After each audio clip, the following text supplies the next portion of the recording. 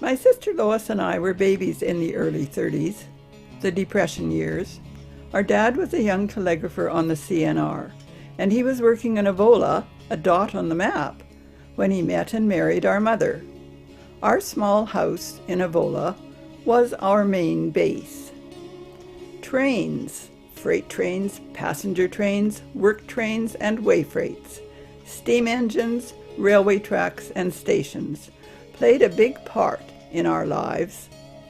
We knew all the engineers, firemen, conductors, brakemen, and section workers on the line, and they were fond of Mum and Dad's two girls.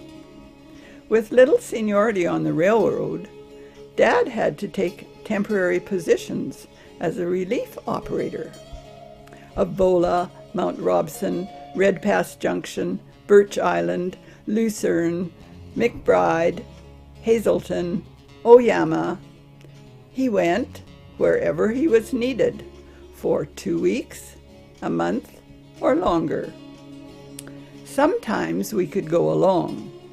We would live in bunkhouses, railway stations, section houses, or maybe the town boarding house. It didn't matter where we lived as long as we were together. Many times, the only job Dad could get was on a work train, and then we'd stay home in Avola. Our playtime and treasures were simple. Mother and Dad read to us from the time we were very young. Nursery rhymes, folk tales, or fairy tales, magic stories that fired our imaginations.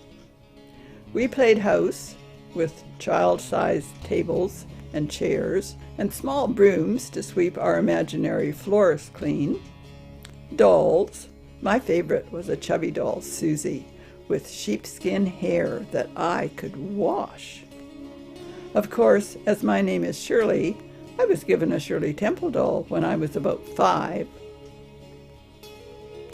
We made up many summer adventures outside with our baby dolls, our doll buggies, our shared tricycle, and our dog Pal.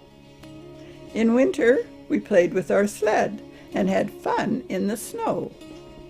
In the summer of 1937, we were in Oyama. At the end of August, Dad obtained a permanent position as night operator in Ashcroft. Finally, we would be settled in one town, and I would be starting school. The exciting part of grade 1 was learning to read. I could start reading all the books the adults had been reading to us. I read the story of Peter Pan to Lois before Christmas that year. In Ashcroft, we had large maple trees in our front yard. One of them was perfect for climbing. Many cotton dresses were torn while climbing in that tree. Our family lived here for 8 years.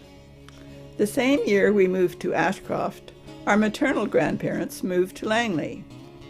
For part of every summer holiday, we would be with them on their small farm. Instead of dolls, we had animals as our babies. We played with the barn cat's kittens after we found where she'd hidden them away, and Jip, our uncle's dog, allowed us to carry her and dress her up when we played house. 10 years after Lois was born, along came our greatest treasure, our baby brother Ted. We were thrilled. He was the most beautiful baby in the world. And 4 years later, Charles was born. By this time, Lois and I were in our teens, and Dad had a day job as a station agent in McBride.